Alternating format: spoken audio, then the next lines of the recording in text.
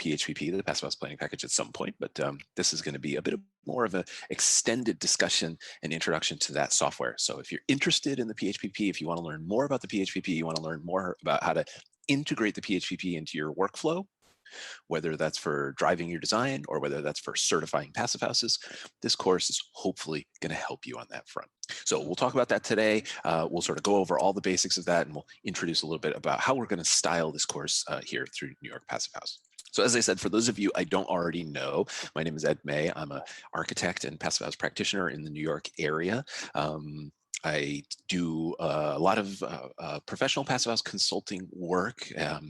Not as an architect, but as a specialist consultant for other people's projects. So other architects, builders, homeowners come to us and they ask for our assistance designing and implementing the passive house ideas on their projects. It's an interesting and challenging role for sure. Has given us a lot of exposure and experience in many different building types. And of course, one of the main tools that we work with is the PHPP, which is why I'm so excited to talk about it here and introduce it to folks on this call. In addition to my work as a professional passive house consultant, I also do a lot of teaching for a lot of different groups, both for Passive House Canada, for North American Passive House, and of course, New York Passive House here today. In the past, I've also had the opportunity to teach for places like Stevens Institute of Technology and Parsons, the New School. So I like to mix teaching with my professional work and love to engage with students like yourselves here. So what are we going to be doing? How are we going to be rolling out this course, this new PHPP course here through New York Passive House? Now, this is, as I said, the first time that we're going to be running a course of this sort. And as I said, many of you probably have had some limited exposure to the PHPP. If you've gone through one of the certified passive house consultant trainings, you might have done a day or so on the PHPP. You might have seen it and maybe have a little bit of familiarity with it, but probably didn't get a chance to really get a lot of hands-on experience with it or work through an entire project together or work through an entire project. And so that's hopefully what we're going to do in this class. We're going to reintroduce the PHPP software. And then over the course of several weeks, we're going to have the chance to work together to build a complete project all the way from start to finish. This is going to be a very technical course. It's going to be a very hands-on course. It's going to require or hopefully encourage you to participate as we go through the course and actually model yourself along with me as we complete an entire PHPP. So the way that the course is structured, or the way that we're going to roll out this course through New York Passive House, is we're going to split it up into 3 parts or 3 sections, 3 courses, if you will. The courses are split into sort of logical sections to sort of encapsulate and allow us to move through a set of different content areas. The individual content areas are going to be rolled out one at a time, one area at a time, 1 week at a time. And at the end of each week, we're going to have the opportunity for a live question and answer session with myself and Andreas and other practitioners who know the PHPP very well. So the way the course is going to be structured is there's a series of on-demand video lectures that are going to be made available through New York Passive House that will allow you to model along with me. I'll be modeling a building and narrating the building, narrating the production of the PHPP. All of those videos are going to be available on demand. And then at the culmination of that week, so we'll have a week to move through that content. And at the culmination of that week, we'll have a live question and answer to hopefully address any issues or problems or headaches that you might have with the content that you just moved through. As I said, the main course is going to be split up into 3 separate course sections to allow us to move through the content in a sort of methodical fashion. The goal here is to take you from knowing maybe nothing about the PHPP or having only a rough familiarity with the PHPP all the way from a blank PHPP to a completed project at the end. So we're going to move through all aspects of the PHPP, and we're going to spend an awful lot of time dwelling not only on the specifics of how to enter data and how to actually manage and work with the PHPP, but also what type of reference documents we might refer to when we have questions. How do we learn about questions and what type of entry is required for the PHPP? What are the reference documents? We'll heavily lean on things like the ISO documents and the PHPP rules documents, and we'll make reference to those where relevant. I'll try and give you the tools and the knowledge that you need in order to answer the types of questions that you encounter when working through a PHPP project. So that's our goal. That's what we're going to be rolling out over the next few months or so. Course 1 or section 1 is already completed and ready for folks to engage with it and get started on it whenever you like. The first of our live question and answer sessions is currently scheduled for April 13th. And then we're going to be doing those weekly question and answer sessions ever after that. Now, as I said, though, do keep in mind this is the first time that we're ever running a course like this. So I would beg your indulgence if we do have some hiccups with any of this stuff when it comes to scheduling. This is the first time we're trying to run a course like this. But again, the goal here is to sort of make this content available, make it understandable, make it comprehensible to folks who've not worked through the PHPP before, and really help you integrate the PHPP into your own workflow. That's the sort of overall goal with this whole project here. Now, how are we going to do this in terms of, specifically, how is this course going to get rolled out? Well, it's going to get rolled out using a platform known as Canvas. So if anybody here teaches in a university setting or you've ever taken online classes before, you might be familiar with this platform. It's an online learning platform that allows us to sort of structure the content, make it available to folks in a pretty easy to use manner. You'll get a login and you log in just like any other sort of web app. And then you'll have access to things like those on-demand videos, quizzes, assignments, discussion boards, question and answer boards where you can, ask questions of myself and other instructors. And of course, recordings like the one, like this session today, will all be recorded. Question and answer sessions will all be recorded and all made available to you through that Canvas website as well.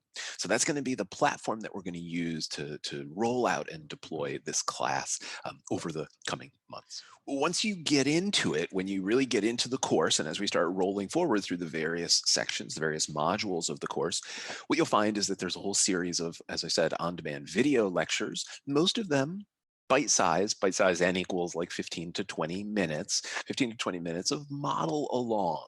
So mostly what you're going to have there are going to be videos of myself modeling in the PHPP, narrating what I'm doing, and of course, leaning heavily on reference documents and sort of answering questions as we go through.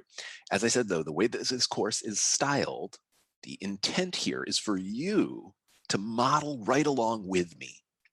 So hopefully you'll have a PHPP and you could work right along with me, entering data and modeling a building as we go. Again, hopefully by the time we're done, you'll have a complete PHPP and have a much better understanding of how the PHPP works. Of course, all the content is there. You can move through it at your own pace. You can rewind, you can rewatch. All the videos are there already pre-recorded. You can access those at any point. So hopefully that makes sense. Hopefully that's interesting. What we'll do now is just take a few minutes and talk about some of the basics. I want to talk a little bit about the basics of what the PHPP is, how you might use it, how it might be relevant to your process, and we'll talk a little bit about some of the requirements for this course.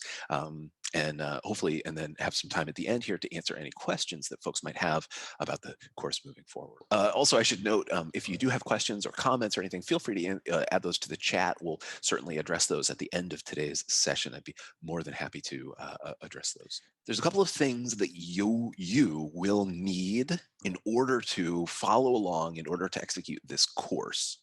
First of all, you will need to own a copy of the PHPP version 9.7.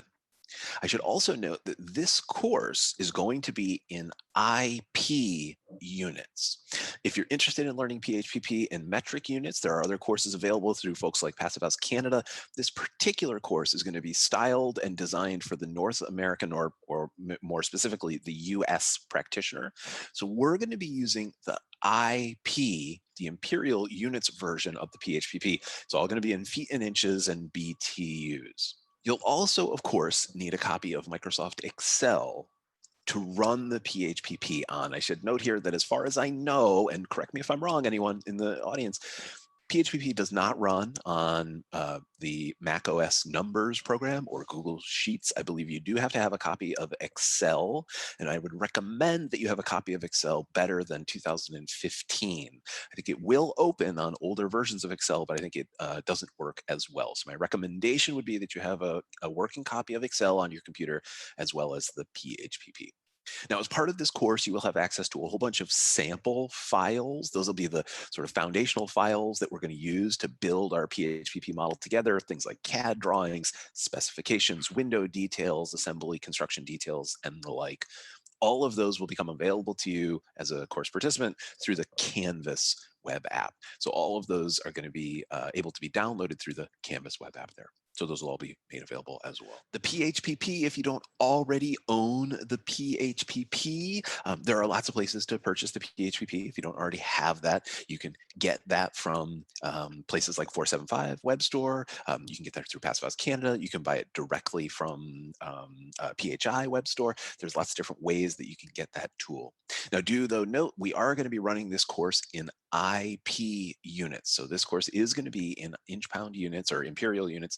And so make sure that you have that IP PHPP. Now, of course, you can follow along if you want to work in the metric version, if you have the metric version, but do know that all of the course content, all the video recordings, and all of the sample files are all going to be in IP units. So I would recommend that you get that PHPP IP version. This course is styled for the US practitioner. So what is the PHPP? Why might you want to include the PHPP in your workflow? How might it be relevant to the types of projects that you're working on? Well, hopefully everybody here is at least a little bit familiar with the PHPP. You've at least heard of the PHPP before. The PHPP stands for the Passive House Planning Package, and it is the numerical energy modeling tool that we use to design and certify passive house buildings. So if you want to use an energy modeling tool to help improve the design of your buildings, if you have to use an energy modeling tool in order to certify passive house buildings, the PHPP is going to be a good choice for all of those uses. It's a relatively straightforward, relatively low cost, relatively easy to use, pretty straightforward energy modeling tool. Now, I stress relatively because it's still an energy modeling tool. It's still a pretty complex beast, but compared to many other tools, it's going to be a reasonably simple entry point for a lot of folks who've never done any energy modeling before. It is an Excel-based spreadsheet. So again, you do need Excel in order to run the PHPP and participate in this course. Sort of follow along as we go through the course here. And it is purpose-built for passive house buildings. So if you're working on passive house buildings, the PHPP is going to be specially built for exactly the type of buildings that you are working on. Now, the PHPP, we should note, is what's known as a steady state modeling tool. We might compare that or contrast that with so-called dynamic tools. The PHPP fills a really important niche in the ecosystem of energy modeling tools and passive house certification. It's fast, it's simple, relatively. It's purpose-built for passive house buildings, but it does have some very real limitations, and we will talk about those as we go through the course. There are some situations where the PHPP would not be the appropriate tool to use in certain situations. In particular, when we get into larger buildings with multiple thermal zones that have different interior set temperatures, those types of situations are going to be really hard to capture or impossible to capture within the PHPP. So there are some cases where we're going to have some limitations on whether or not we should or could be using the PHPP. And of course, we'll talk about all of those as we go through the course. Again, we might contrast the PHPP with so-called dynamic modeling tools. We love dynamic modeling tools. We use a lot of them for the right in the right places. But each tool has its own sort of niche, its own spot that it fulfills within the overall ecosystem of building design and certification. And the PHPP is no different. It's going to be a very important tool in many, many cases. Now, at heart, what the PHPP is doing is a series of monthly energy balance equations according to the ISO 52016 protocol. If you're not familiar with that protocol, that was kind of a mouthful, a kind of a weird, confusing mouthful. The ISOs are just documents. They're International Standards Organization documents, and they document very clearly things like calculation procedures. Now, not all ISOs are about energy modeling. There's ISOs about all sorts of different things, but the ISO documents are a really important foundation, and they form the blueprint, as it were, for the PHPP itself.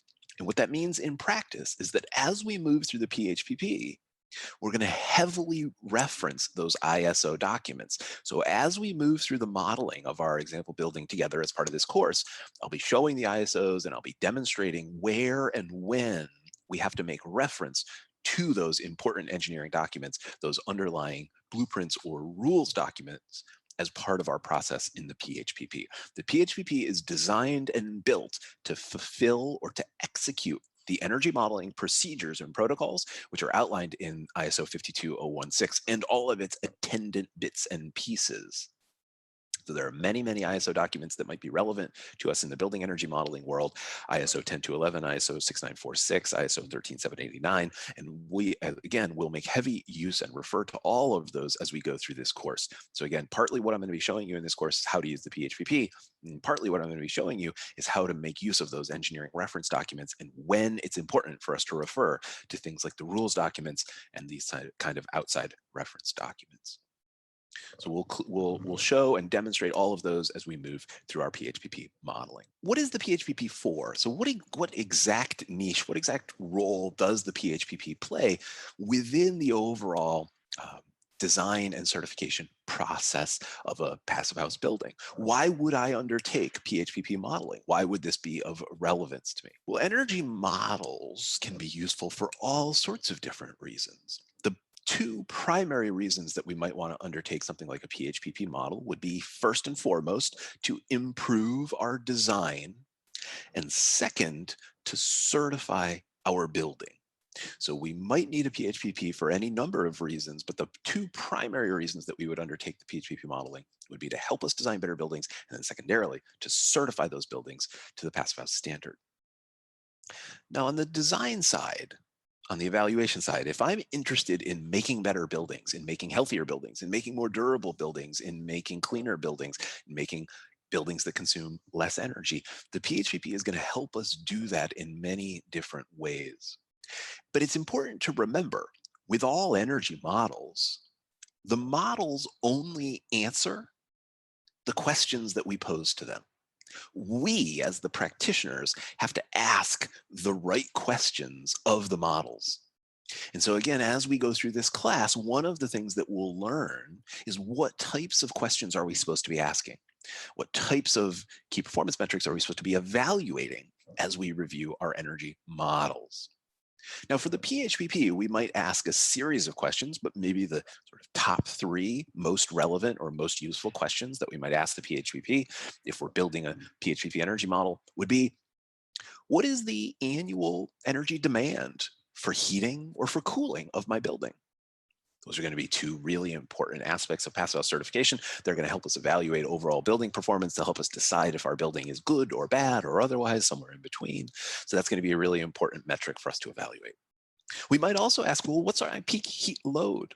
What's my peak cooling load? Those might be really important questions to answer if we're concerned about things like overheating risk, if we're trying to size boilers or mini split equipment, heat pump equipment. Those would be key elements for us to assess, and of course also relevant for things like certification.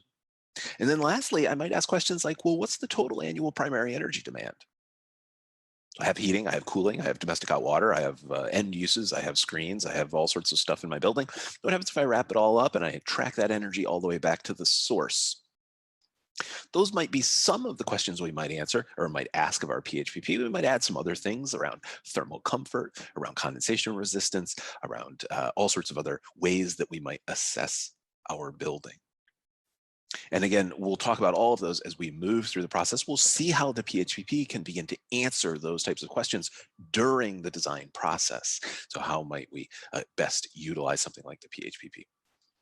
Now, at this point, maybe we should just take a pause for a second and say, it really depends. The types of questions, types of answers we get from something like the PHPP or any energy modeling tool are really going to depend on our frame of reference going in. So again, models can only answer very specific questions that we ask of them. So if we ask a model, how much money am I spending on energy?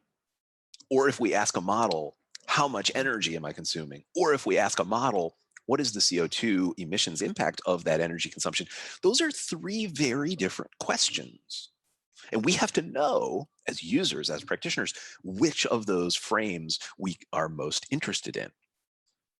Again, energy models can only answer very specific questions. So we have to be thoughtful. We have to approach it correctly. And we have to know, what are we talking about? What are we asking about? You know, historically, in the energy modeling world, we might have focused most on energy cost. That might be something like the energy cost basis modeling that you might do for an ASHRAE 90.1 compliance model. In Passive House world, we don't care so much about energy costs. Not that we don't care, but the certification is not written around energy cost. It's written around kilowatt hours or energy itself. And of course, many folks nowadays are saying that that's not really the right unit of evaluation. Really, what we should be doing is looking at the CO2 emissions impact that result from that energy consumption. That, of course, sort of moving forward into the future. But important for us to remember that the specific frame of reference that we use when we come at this energy modeling protocol or process is going to be really important. It's going to shape the types of results that we see. And so again, we'll talk about a lot of this as we move through this course. We'll see how the PHPP can be used to answer any of these different questions, depending on how we ask it, depending on what types of questions we pose to it. Now, in my own work as a Passive House consultant, probably the main thing that we are doing with the PHPP is we're using it as a design evaluation tool. So we use the PHPP to say, well, if you have a building and you built it this way, this would be the annual energy that would result. But if you built it a different way, then this would be the annual energy consumption that would result. And if you did it this other way, then this would be the annual energy consumption that would result. And we're always looking at a range of different options. So one of the things that we'll see as we move through this course is the way that the PHPP can be used to very, very rapidly and effectively assess a range of different variants, a range of different variations of the same base building. If I have a set basic geometry, how can I adjust things like wall R values, window U values, air tightness levels, ventilation systems, mechanical systems, and the like? What type of tools are built into the PHPP to allow us to do this type of variant modeling? And what we'll find is that there are quite a few different really useful tools built in. We can harness the effectiveness of the basic Excel platform that the PHPP uses to allow us to do a lot of rapid variant modeling, allow us to evaluate a whole host of different design measures as we move through our model. Now, of course, the other place that we're going to use the PHPP, the other place that the PHPP is critically important is when it comes to certification.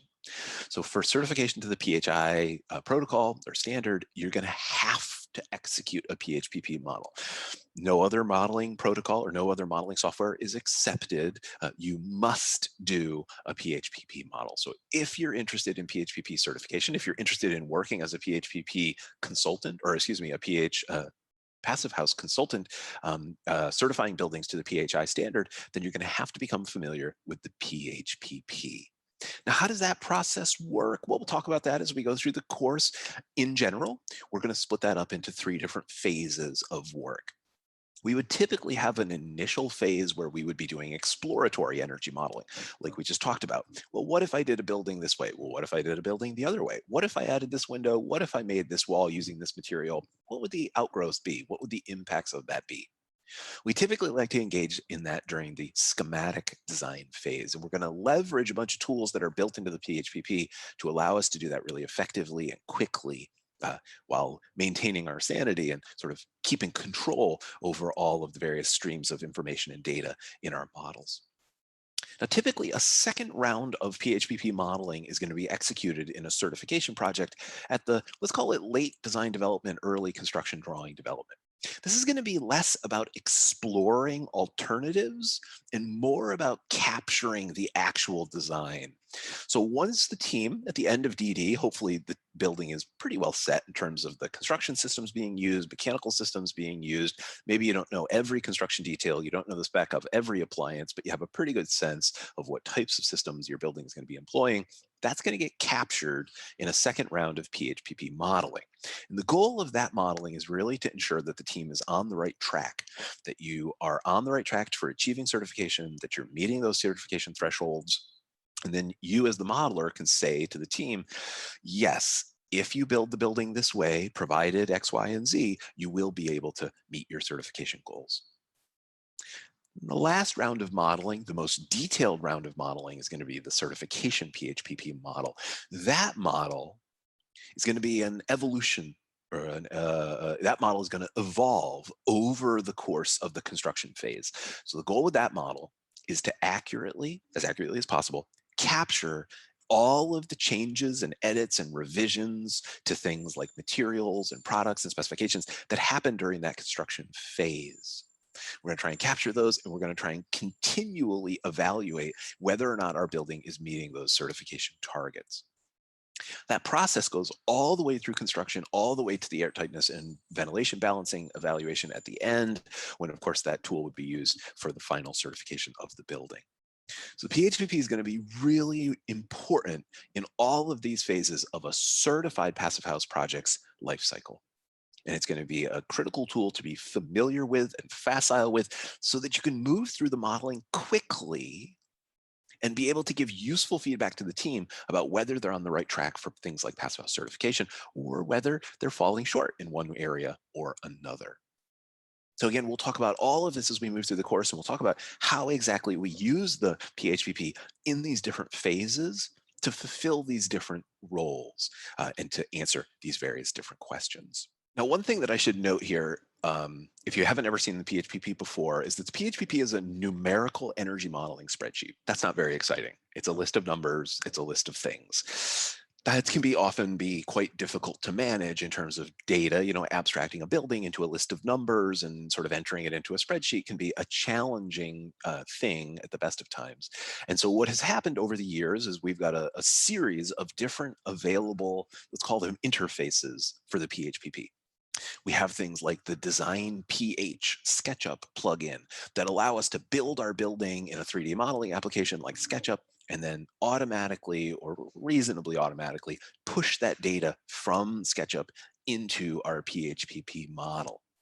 We have some other tools, things like BIM to PH or passive link, which are other types of interfaces or adapters that allow us to take either, in this case, generic IFC format data and push it into the PHPP, and then Revit data and push it into the PHPP. And then lastly, we have a specific piece of software known as Ladybug Tools to PH, which is a Rhino and Ladybug Tools or Energy Plus model to PHPP front end or interface as well. This last one here made by myself and our firm as part of the Passive House Tools project. And while this is an interesting tool, it's I think hopefully a useful tool. It's a open source and free tool. So if you're interested, feel free to check it out. This tool requires that you understand the PHPP. And really, for all of the tools that I just referenced, whether we're talking about Design PH, whether we're talking about BIM to PH, whether we're talking about Passive Link, whether we're talking about Ladybug Tools, Energy Plus to PH, all of these tools require that you know the PHPP, that you understand the PHPP. All of those tools are interfaces for the PHPP. None of those tools replace the PHPP. And so if you're interested in learning more about any of those tools, any of those interfaces, it's important that we have a firm grounding and foundation in the PHPP first before we jump into these more advanced tools. So while through New York Passive House, we do have goals of rolling out classes for some of these interface tools. We've already done a Design PH course, an introductory course. We have plans to do a Ladybug Tools and Energy Plus interface course in the future. This course, this PHPP course, is going to serve as an important foundation for all of that work. It's all going to make a lot more sense once you've gone through this PHPP course as a prerequisite, as a starting point, as a grounding. So if you do want to learn any of those, absolutely, it's a great idea. Those are all great tools. None of those replace the PHPP. They're all just interfaces for the PHPP. So you got to learn the PHPP first, and then you can get into these more advanced tools. Now, I should just finish up here by saying the other place that the PHPP might be useful is for those of us working on code compliance energy modeling. Now, this is a little bit trickier, and it really is going to vary widely region to region, state to state within the United States. Now, the PHPP has been evaluated according to the ASHRAE 140 protocol. So that's an important predicate, an important first step in allowing us to use the PHPP as a code compliance energy model, a model that shows compliance to our state or local energy code that we're required to comply with. So we have that evaluation that's been completed. That's really useful. Now, certain codes in certain places, for instance, here in New York, we have the New York Stretch Code, which has integrated the PHPP into some of its language. So if you're not familiar, in section 408 of the New York State Stretch Energy Code, 408 says that you can use the PHPP in order to demonstrate code compliance if your local municipality has adopted that stretch code and adopted that specific language. Now, it's a little bit more complicated, as all things with building codes are. There's a little bit of shades of gray in there. And so it is a little more complex in the real world. We'll talk about that as we go through the course. But moving forward, New York Passive House, NAPHN, and other groups are working hard to allow us to use the PHPP as a code compliance tool. So if you want to use, if we have to do an energy model for code compliance, we're going to hopefully in the future be able to use the PHPP. That process is underway. We're working on that, as with all things with state and local governments, it's a long process, but hopefully in the near future, we will be able to use the PHPP for those purposes. Now, other places like Ontario, for instance, you're already able to do that type of work. There are other regions. I was just learning that in certain parts of Australia, you're able to use the PHPP for code compliance. There are lots of places around the world that do already allow you to use the PHPP as a code compliance document. And so again, hopefully in the US, we're working towards that front. And so in the future, it will be a useful tool in that regard. Now, just the last couple things here before we break, and obviously I have time for answering folks' questions. If anybody has any, if there's any questions in the chat there, I'd be more than happy to take those. Let's just talk a little bit more about the nitty gritty of this course. So what are we going to be doing as part of this course? Well, as I said, it's a very technical course. You will be expected to model along and follow along with me as we model a building from zero all the way up to a completed building. Well, what's the building we're going to do? We're going to need something to model. So what we've done is we've prepared an example building for this case. In this case, we're going to use a simple single family home as our evaluation or model building. We're going to try and keep it simple so that we really are able to focus on things like the software and the protocols and the rules and the methods, and not get lost in lots of complicated geometry or complicated mechanical systems. We will, of course, talk about all of the ins and outs, all of the various methods that we use, but we're going to use this sample case here, this relatively simple building, as our evaluation case. And so, as I said, when you join the course, one of the things that you'll get is you'll get access to all of these example files, CAD drawings, specifications, details, floor plans, elevations, et cetera, all of the stuff that you would need as the basis of a PHPP. And of course, as we go through the class, we'll learn how do I extract the relevant data out of these design drawings so that I can build a PHPP. What does the process look like, taking a set of drawings like this and turning it into an energy model? How does that work? So we've got floor plans, we've got elevations, we've got CAD drawings, we've got site plans. There's going to be things like wall assemblies and window details. All of that is going to be part of that example building that we're going to use as our sort of base case. Primarily, of course, it's just going to be to give us something to model. So we'll walk all the way through, entering things like geometry, shading, site information, climate verification. We'll build our values for different assemblies. We'll install windows in walls. We'll enter all the data around window frames and glazing. We'll talk about ventilation systems, talk about mechanical systems, primary energy, domestic hot water systems, all the way from a absolutely blank PHPP to a completed certification ready PHPP document. As I said, all of that is going to be available through Canvas. So we're going to use this Canvas application as the platform for this class. That's going to be the place you'll be able to access all of this information. It'll all stay there and again be available on demand whenever you want to move through the content of the course. So not only will we have all the video lectures there, but of course we'll have all of the sample files there, all available whenever you want to access them through that Canvas course. So you can move through all of that at your own pace.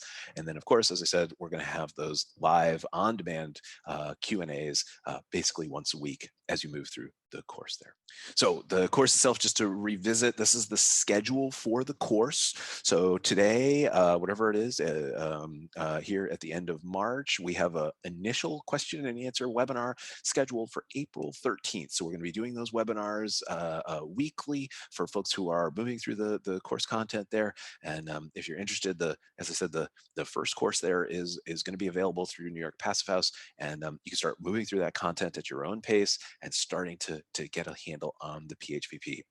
You can see the sort of overall sweep of things here. We have not scheduled the Q&A sessions for section 1 and section 2 and section 3 just yet, but we will get those on the calendar as soon as possible so that you'll be able to prepare for those. I should also note those Q&A sessions will all be recorded and uploaded to the Canvas website, so you'll be able to watch those afterwards if you aren't able to make those times and those dates there. And of course, through the Canvas platform, we'll also have a text-based forum where you can pose questions, and we'll be able to answer those for you as we go along in a sort of asynchronous manner. So you can ask questions there, and then we'll be able to answer those whenever we have a chance. So hopefully a bunch of different methods, a bunch of different ways for you to tap into the instructors of the course and sort of get your questions answered. And again, the goal here is to get you feeling confident in your PHPP skills, begin to see the value in the PHPP and learn how to use the PHPP in your own process, begin to use it for things like design evaluation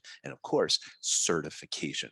So the whole goal here is to get you familiar with the PHPP and really help you grow as a Passive House developer.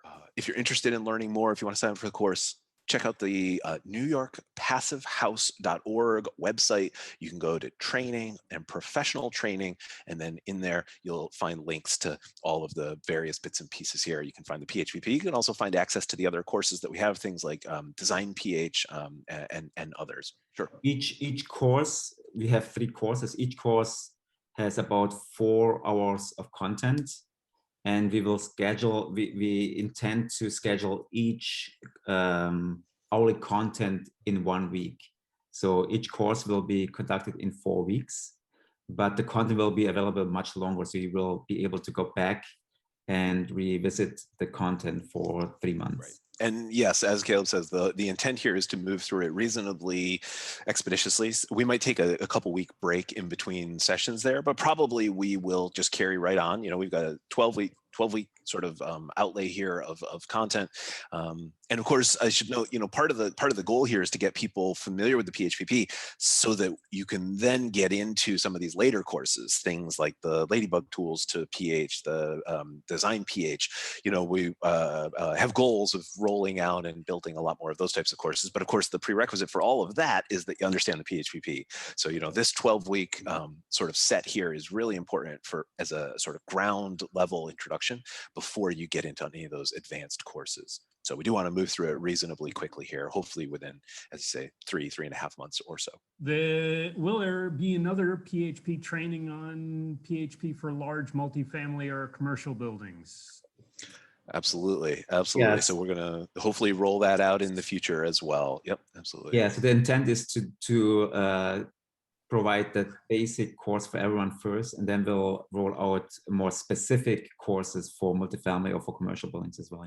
Level of proficiency in Passive House to do the PHPP course. It's a great question. So the intent here is to take people who have almost no familiarity with the PHPP to a level of proficiency. So we start from absolute ground floor. There's no expectation that you've used the PHPP already, that you already know how to work with it and interact with it. We start from the very beginning.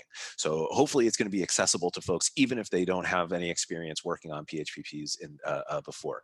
Hopefully, though, also we dive into enough detail that even if you do have some experience with the PHPP, you'll still be able to get some value here. We're going to start from zero, but we're going to pretty quickly get into a lot of detail around all of the aspects of the PHPP, how it works, what's going on in the background, as well as, of course, all things like rules and codes and procedures, reference documents that we might get into. Well, I think this question was more about Passive House in general.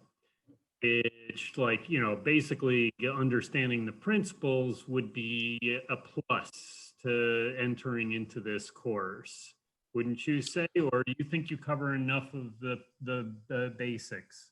Well, it's a good question. So we don't get into, it's a very technical course.